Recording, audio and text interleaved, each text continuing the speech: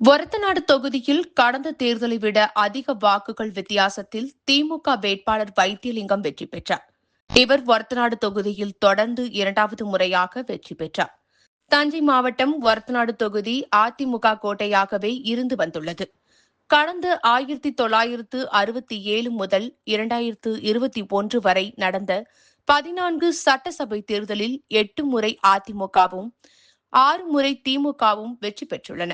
இந்த நிலையில் கடந்த முறை இந்த தொகுதியில் போட்டியிட்டு வெற்றி பெற்ற முன்னாள் அமைச்சர் வைத்தியலிங்கம் திமுகவில் இணைந்து இந்த முறை திமுக சார்பில் போட்டியிட்டார். கடந்த முறை அவர் 9,063 வாக்குகள் பெற்று தன்னை எதிர்த்த திமுக சார்பில் போட்டியிட்ட ராமச்சந்திரனை 28,825 வாக்குகள் வித்தியாசத்தில் வெற்றி பெற்றார்.